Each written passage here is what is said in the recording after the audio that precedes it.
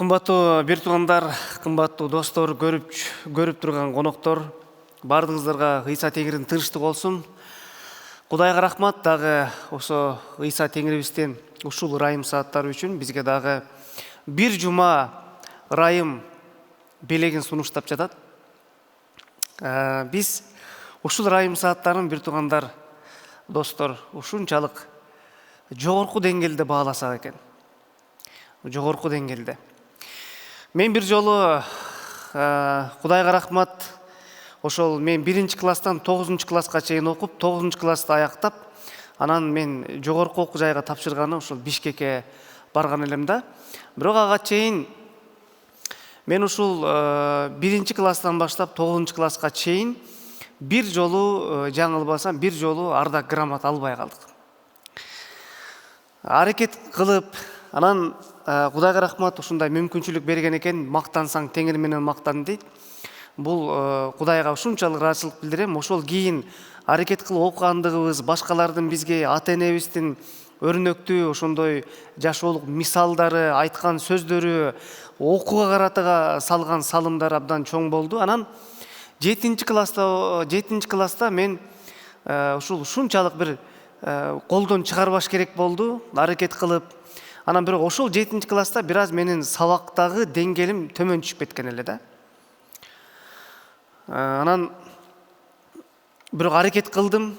Анан эң жылдын аягында ушул июнь айында болуш керек, жаңылбасам, же май айында.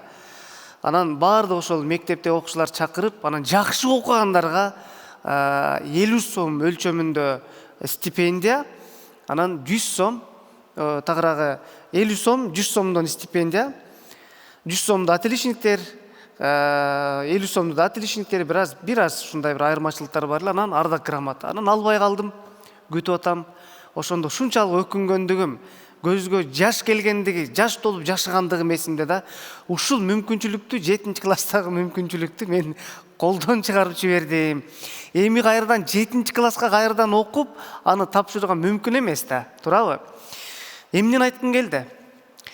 Ар бир жашоодо, ушу биздин жашообузда ар бир саат, ар бир секунд бул өтө чоң мааниге ээ. Кайсы бир жашообуздагы кемчиликтерди биз дагы артка кайрып же оңдой албагандай эле, Кудайдын берген убакыт сааттарын ордун толтуруу кыйын. Ошондуктан ушул убакыт сааттарды өтө жогорку деңгээлде баалагандыгыбыз, кымбаттуу достор, бул ашыктык кылбайт. Тескерисинче жашообузга керектүү, маанилүү. Бүгүн сүйлөшө турган темаларыбыздын дагы бири абдан, мен ойлойм, керектүү. Темабыз улуу муундун өрнөктүү инсандары. Же болбосо улуу муундун өрнөктүү аксакалдары деп аталат. Качан мен ойлойм уккан кезде бул адам азыр бизге Библиядагы ошол бир Ыбрайым сыяктуу, Исхак сыяктуу алардын бир карыгануучуларын айтат го деген бир ойлор келет. Бул туура. Бирок биз алардын карып калган адамдар эле эмес. Ошол алар кантип карыды, алардын жашоосу ушул карылыкка, бактылуу карылыкка кантип алып барды, ушул тууралуу биз азын улак кеп кылабыз. Америка деген шаарды биз баардыгыбыз билебиз. АКШ, Америка Кошмо Штаттары. Ошол Америкадагы шаарлардын биринде, штаттардын биринде, анан бир карыяны, аксакалды сот алдына алып чакырышат, сотко ал келет. Анан ал жерде дегенде ошол бир сот чечим чыгарар алды. Анан өзүнөн сурап, кандай жагдай болду, эмнеден улам ушул иш болуп кетти? Ошол карыядан сурайт. Анан айтат, сиз ушул айтор жанагы светофордун эмесинен кызыл жаңганда өтүп кеткенби, же ылдамдыгы ушунчалык бир катуу ылдамдыкта 80 менен деген жерде 100дөн өтүп кеткен да. 80 менен деген жерде 100. Айтор ушундай бир ылдамдыгын күчөтүп жиберген. Анан сот алдында турат. Анан сурайт, эмне болду, жагдайын сурайт, иштин жоо жайын. Мен ошол өтүп кеткендигим, ошол күнү мен өзүмдүн баламды ошол онкологиялык дейби иш кылып бир больницага алып барып жаткам. Анан биз жетишип калыш үчүн мен ошол кичине ылдамдыгымды ашырып жибердим эле дейт. Айтат, себеби бар экендигин тиги сот түшүнөт. Бирок айтат да, сиздин жашыңыз канча да дейт. Ана менин жашым 96 жашта. Анан таң калып, ал кишинин ушунчалык улгайып калганды көрүнүп турат да. Бунун видеосу деле бар YouTube'дачы, жазсаңыздар чыгат. Анан балаңыз канча жашта десе, bir 67 жашта дейт го, менимче жаңылбасам. Ошо 67, 70 жаштын менен 60 жаштын ортосу да, 65-67 жаш. Анан сот ушунчалык таң калып, анан айтат да, тетигинде менин балам отурат дейт. Мен могул жерде иштеп атам, балам мени карап отурат дейт. Бирок сиз мага бир ыңгайсыз үлгүнү калтырдыңыз. Анткени караңызчы дейт. Ушул жашыңызда дагы 100гө чыгып калды. 100гө. Bir kılım 96 yaş. Kırgızda ar bir 30 yaşka, 30 yılga birden yaş koşulat. 100gө чыгып калган. Ушул жашында дагы өзүнүн уулун таштаган жок дейт. Ооруп калса дагы сүйүүсүн далилдеп атат. Мына ата, чынык ата дейт да.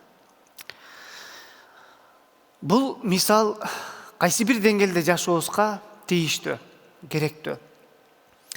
Мен Лукадан болгон жашка бар сиздер менен чогуу. 2 бөлүм 25-38 аяттарды окуп берейин. Лукадан болгон жашка бар 2 бөлүм 25 аяттан 38 аятка чейин. Ошол убакта Иерусалимде Шымыйон деген адам жашачу. Ал Исраил элинин соронор мезгилин күтүп жүргөн. Кудайдан корккон ыйык рухтун жетеги менен жашаган адил адам эле. Ага ыйык рух тарабынан Теңирдин машаягын көрмөйүнчө өлбөйсүң деп алдын ала айтылган эле. Ал ыйык рухтун жетеги менен ибадатканага келди. Мыйзамды аткаруу үчүн ата энеси Наристе Ыйсаны ибадатканага алып келишкенде, Шымыйон аны колуна алып, Кудайды даңктап мындай деди. Эгедир Теңирим, эми өз сөзүң боюнча өз кулуңду тынчтык менен кое бересиң. Анткени мен сенин бардык элдердин алдында даярдаган куткарууңду, бутпарастардын көзүн ача турган жарыкты, Исраил элиңдин даңкын көрдүм. Наристе жөнүндө айтылган сөздөргө Жусуп да, Мариям да таң калды дейт. Шымыйон тууралуу мына азын оолак бир азга ушул жерде гана кеп кылынат. Шымыйон бул улгайып калган адам эле. Жашы тууралуу Лука жакшы кабарчы так жазбайт. 75 жашта, 85 жашта, 96 жашта деп жазган эмес, бирок Шымыйон бул изилдөөлөргө карата жана Библияны кунт коюп изилдеген адамдар тарабынан алып да кайтышат, жана Библиядагы бизге азын улак учкай кеп кылып жатат. Бул киши жаш эмес эле. Жаш өтүп калган эле. Анткени сөзүнөн байкап жатабыз, Теңирдин машаягын көрмөйүнчө өлбөйсүң. Ошондой эле ал Исраил элинин соронор мезгилин күтүп жүргөн, көп жылдардан бери күтүп жүргөн. Ошондой эле ал эмне дейт? Рухтун жетеги менен жашаган адил адам эле. Демек, бул көп жылдарга созулган убакытка жашаган, жашы улгайып калган адам эле. Эми келиңиздер сөз кылалы. Бул адам биринчиден еврей улутундагы адам. Аты Шымыйон.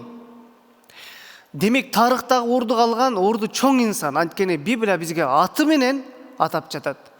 Бул табышмактуу же болбосо бир ойдон чыгарылган мификалык, легендалык адам эмес. Ыйык жазуу тактаана бизге болгондугун жазып жатат. Ошол убакта Иерусалимде Шымыйон деген адам жашачу. Демек, ошол убакта Ыйса Машаяктын доорунда. Бирок Ыйса Машаяк ал кичинекей алдей, ал Наристе болчу. Башкача айтканда, мен ойлойм, Ыйса Теңир аны акыл эске толук жеткен кезде аны көргөн жок. Ыйса Теңир чоңоюп калган кезде Шымыйондун көзү өтүп кеткен болот. Бирок Шымыйон ал Исраил элинин соронор мезгилин күтүп жүргөн. Көрсө, Шымыйон ал жазууну мыкты билген, жазууну кунт коюп окуган, Кудайдан корккон адам экен. Эми бул ошол жашка чыкканда 78 жашка чыкканда же бир 82 жашка чыкканда карып калганда эле ишенип калган жок. Шымыйон, мен ойлойм, ыйык жазууга таянып айта алам, бул жаш учурунан баштап а киши Кудайдан коркуп жашаган, Кудайдан коркконду билген. Анткени ошол доордо, Ыйса Машаяктын доорунда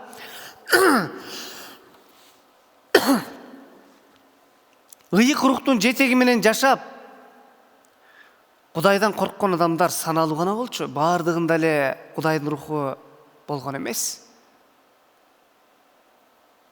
Демек бул өзгөчө инсан экендигин бизге жазуу баяндап жатат.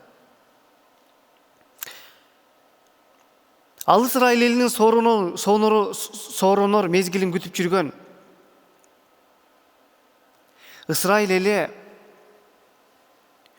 акыркы 400 жыл бою алар дээрлик Кудайдын сөзүн уга алган эмес. Бирок Ысрайыл элинде көрсө, ошол жылдарда Кудайдан корккон, Кудайдын алдында өзүнүн коркунучу менен, Кудайга тил алчаактыгы менен,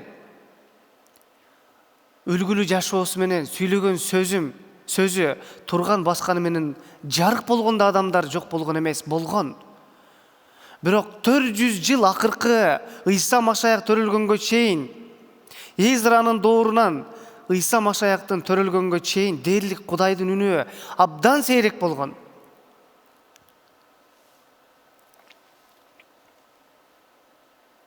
Бирок Шымыйон тууралуу мына караңыздарчы. Ал Ыйса Машаяктын али жок, бирок пайгамбарчылыктарда жазылган эле, Ышаяда, Жеремияда, Михейде жана башка көптөгөн байыркы доорлордогу, байыркы пайгамбарлардын китептеринде жазылган пайгамбарчылыктарды Шымыйон билгендиктен, ал мен ойлойм мынтип күтүп жүрсө керек. Бир учур келет. Кудай Теңир мага сүйлөдү. Бул күн жакындап калды. Мен көрсө куткаруучумду, Ыйса Теңирде, Кудайдын Машаягын көрөт турбаймынбы деп кубаныч менен ал жашап жүргөн.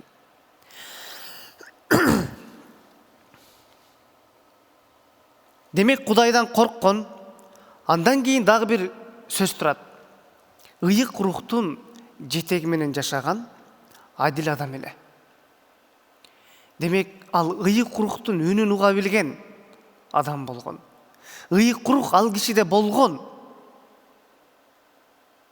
Бир учурларда ыйык рух бир убакытка чейин болгон адам менен, анан ыйык рух ал адамды таштап чыгып кеткен. А бул жерде ыйык рух Шымыйон менен эле.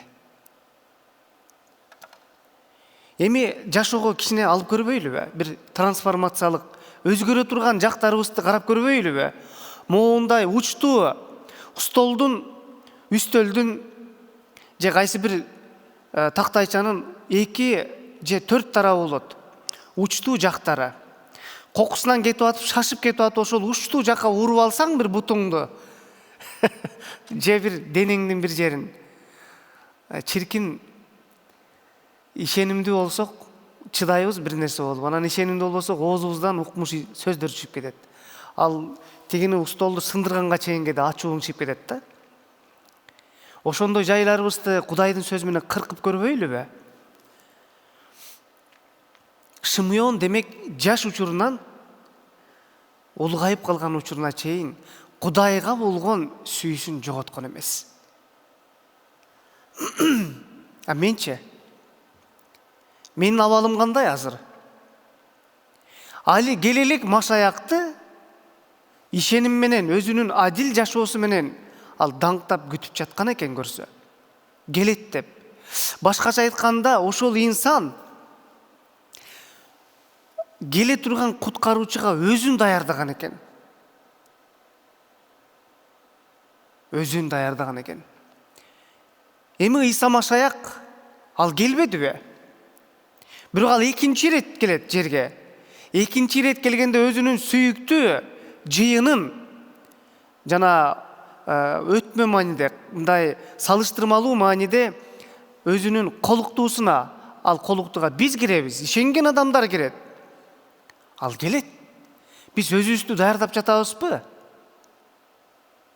Тойго барарда өзүбүздү даярдайт эмеспизби? Кийимдерди үтүктөп, шифонерде 3-4 жыл илинип турган көйнөктөрдү укмуштуудай кылып, жууп, тазалап, же үйгө коноктосоордо биз сөзсүз түрдө үйдү шыпырып, тазалап, конокторго даярданат эмеспизби? Демек биз күнүмдүк турмуш тиричиликте, жашообузда өзүбүздү даярдап жатсак адамдар үчүн, Кудайдын экинчи ирет келе турган учуруна канчалык деңгээлде даяр болушубуз керек? Шымыйон болсо мына ошондой инсан болуп атат. Ал киши, ал өзүн даярдаган экен көрсө, ал рухтун жетеги менен тил алчаак болуп жашаган. Андан кийин ага ыйык рух тарабынан дейт, мына ал ыйык рухтун үнүн деген мына ушул нерсени түшүндүрөт. Ар бир баскан кадамы, кылган иши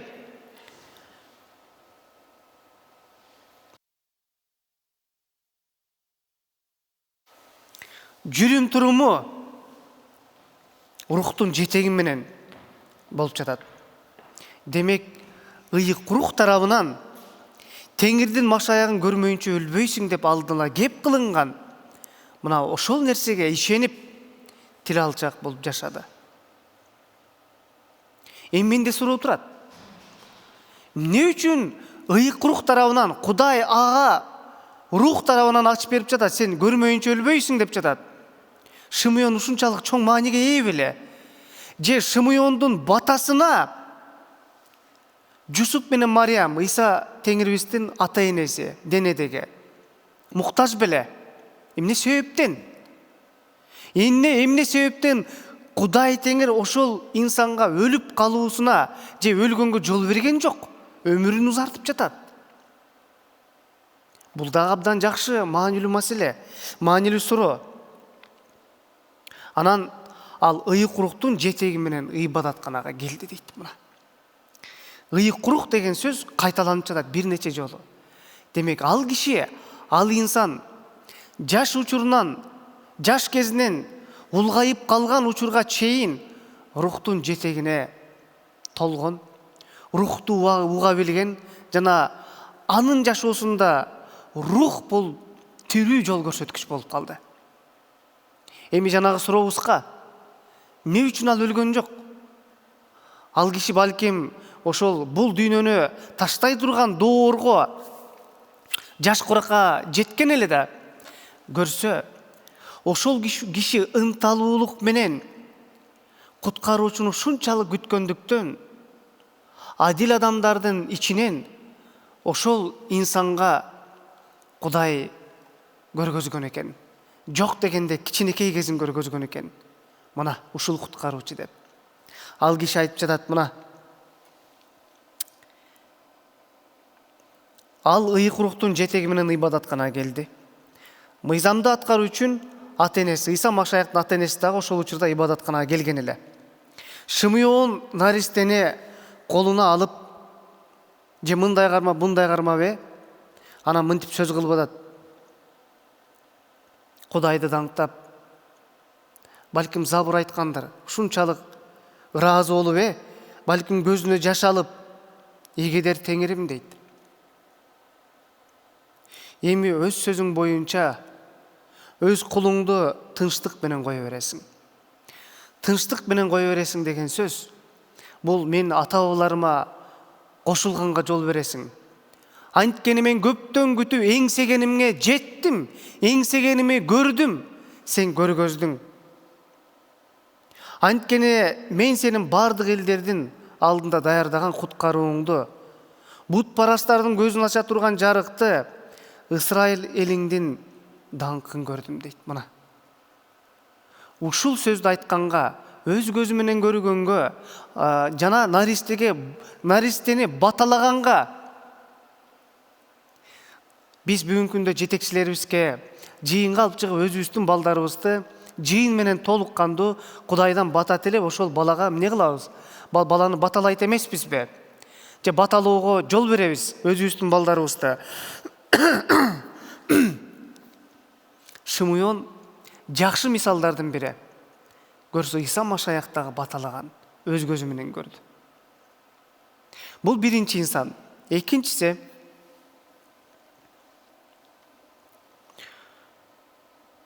ошол жерде Ашыр уруусунан чыккан ушул эле бөлүмдө, ушул эле аяттан ылдый.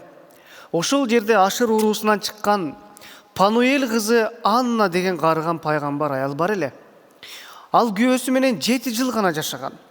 84 жаштагы бул жесир аял орозо кармап сыйынып, Кудайга күнү түнү кызмат кылып, ибадатканадан кетчү эмес.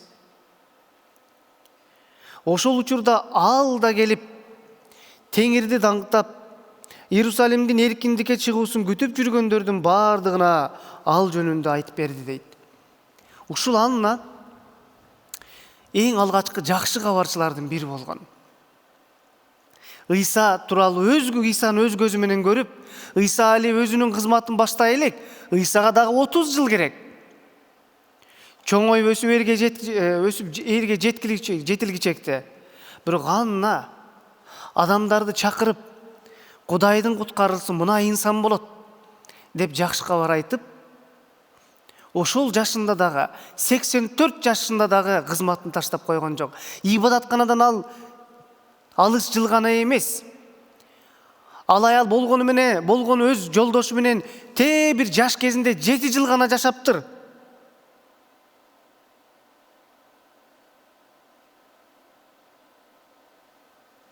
Анын күйөөсү эмне болгондугун биз билбейбиз, бирок изилдөөчүлөр айтат, күйөөсү көз жумуп калган дейт. Көз өтүп кеткен дейт. Демек, Анна 84 жаштагы жесир аял. Анын балдары тууралуу эч нерсе айтылбайт. 7 жыл арасында балалуу болбодубу? Бирок Аннанын ал дагы Шимуон сыяктуу ал күткөн экен. Билбейм, ушул убакыттан кийин эле ушул эки Шимуондун дагы Аннан да көз өтүп кеткендир. Бирок эки инсан тең аягына чейин ушунчалык тил алчак, ишенимдүү болгон экен. Мына Аннанын жашоосу. Бул Анна, биз окуган Анна Шемуэлдин энеси Анна эмес. Бул башка Анна. Болгон аттары гана окшош. Адаштар деп коет эмеспи?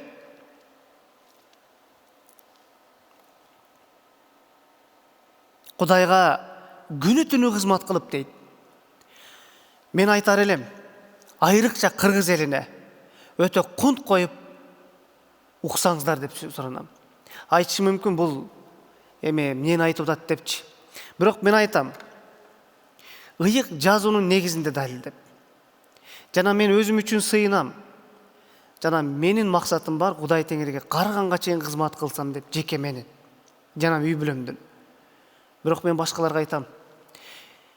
Үй бүлө куруп алып, же 30-дан арткандан кийин белди мынтип кармап, жаштар турат, жаштар кызмат кылсын дегенди коюш керек. 84 жаштагы Анна күнү түнү кызмат кылып атат.